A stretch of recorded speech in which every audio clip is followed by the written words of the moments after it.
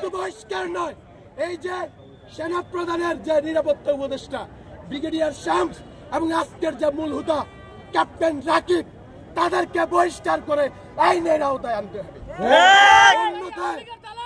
অন্যথায় কি করা লাগে আমরা দলীয়ভাবে তা করবো ইনশাআল্লাহ। ধর ধর বলে আমাদের উপর ইট পাটকেল নিক্ষেপ শুরু করেছে।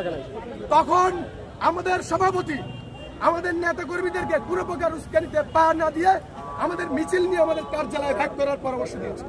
আমরা যখন মিছিল, রাশেদ ভাই সহ আমরা যখন মিছিল ঘুরে যাচ্ছিলাম, তখন আবারও আমাদের সেনাবাহিনীর এক পাশ থেকে ইট পাটকেল নিক্ষেপ শুরু করেছে। আমাদের রাশেদ ভাই ওই ইট পাটকেলে আহত হয়েছে। এরপরে বিকাল বেলায় নুরুল হক নূরকে সেনাবাহিনী প্রধানের নিরাপত্তা অফিসার ব্রিগেডিয়ার শামস ফোন দিয়ে বলেছে যে আজকে নুরুল হক নূরের জামিলা হতে পারে, জামিলা হবে নুরুল হক নূরের সাথে।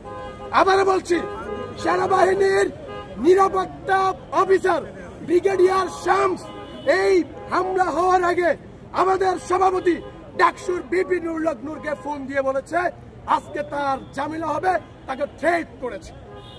এবং আপনারা দেখেছেন, আমরা যখন দ্বিতীয় দফায় মিছিল নিয়ে আমরা শুনতে পেরেছি জিএম কাদের যে অসংখ্য ছাত্র হত্যা মামলার আসামি জিএম কাদের তার কার্যালয়ে এসেছে। আমরা দ্বিতীয় দফা যখন মিছিল নিয়ে তাদের কার্যালয় অতিক্রান্ত করেছিলাম, তখনও আমাদের কিছু নেতা কর্মী ওই জাতীয় পার্টির কার্যালয়ের সামনে অবস্থান করে সেনাবাহিনী এবং পুলিশকে বারবার জিজ্ঞেস করছিল যে আপনারা কেন একজন হত্যা মামলার আসামিকে গ্রেপ্তার করছেন না, কেন আপনাদের সামনে দিয়ে একজন হত্যা মামলার আসামি সংবাদ সম্মেলন করতে আসে বা অফিসে আসে।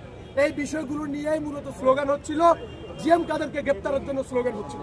তখন সেনাবাহিনীর যে এখানে দায়িত্ব অফিসার ক্যাপ্টেন রাকিব, এই ক্যাপ্টেন রাকিব আমাদেরকে ডেকে বলেছে 10 মিনিটের ভিতরে এটা খালি করে দিতে হবে, তোমরা এখানে জাতীয় পার্টির কার্যালয়ের সামনে অবস্থান নিতে পারবে না। আমরা বলেছি আমরা কোথায় অবস্থান নিব? আমি বলেছি, ক্যাপ্টেন রাকিব আমাকে বলেছে তোমরা এখানে অবস্থান নিতে পারবে না, তোমরা শাহবাগে যায় অবস্থান নাও, এখানে অবস্থান নিলে নাকি জনদুর্ভোগ সৃষ্টি হবে। আমি তাকে বলেছি এখানে অবস্থান নিলে জনদুর্ভোগ সৃষ্টি হবে, আর শাহবাগে অবস্থান নিলে জনদুর্ভোগ সৃষ্টি হবে না। উনি বলেছে কোনো কথা বলা যাবে না, বেশি কথা বললে ঝামেলা হবে। আমি বললাম কি ঝামেলা হবে? আমরা তো এখানে ঝামেলা করছি না, আমরা শান্তিপূর্ণভাবে স্লোগান দিচ্ছি। আর আপনাদেরকে বলছি যে আপনারা হয়তো বলেন যে জিএম কাদের আছে বা অথবা নাই, সে চলে গেছে, এই কারণে আমাদেরকে এই তথ্যটুকু দেন আমরা চলে যাই। সে আমাদেরকে স্পষ্ট বলছে 10 মিনিট সময় দিলাম, 10 মিনিট পরে কিভাবে খালি করতে হয় উপরের নির্দেশ আছে আমরা জানি।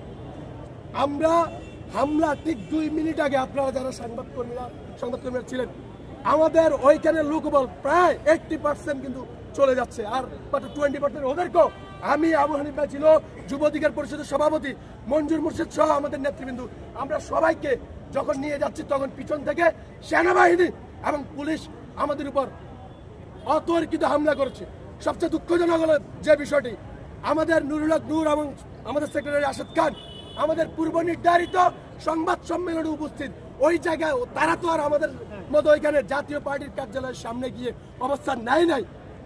এই সেনাবাহিনী এবং পুলিশ গিয়ে নুরুল হক নূরের উপর অতর্কিত হামলা করেছে। এখন নুরুল হক নূর আইসিইউতে, এখন তাকে নেওয়া লাগবে। আমরা মনে করছি এই গণ অভ্যুত্থানে আপনারা জানেন নুরুল হক নূরের কি ভূমিকা ছিল। আওয়ামী ফ্যাসিস্টের যে সেনা কর্মকর্তারা আছে, আজকে নুরুল হক নূরের উপর তারা গণ অভ্যুত্থানের প্রতিশোধ দিয়েছে। আমরা অনতি বিলম্বে আজকের ঘটনায় যারা জড়িত প্রত্যেক সেনা কর্মকর্তার বিরুদ্ধে রাষ্ট্র ব্যবস্থা নিবে, তাদেরকে বহিষ্কার করতে হবে। শুধু বহিষ্কার নয়, এই যে সেনা প্রধানের যে নিরাপত্তা উপদেষ্টা ব্রিগেডিয়ার শামস এবং আজকের যে মূল হুদা ক্যাপ্টেন রাকিব, তাদেরকে বহিষ্কার করে আইনের আওতায় আনতে হবে। অন্যথায় কি করা লাগে আমরা দলীয়ভাবে তা করবো ইনশাআল্লাহ। ধন্যবাদ।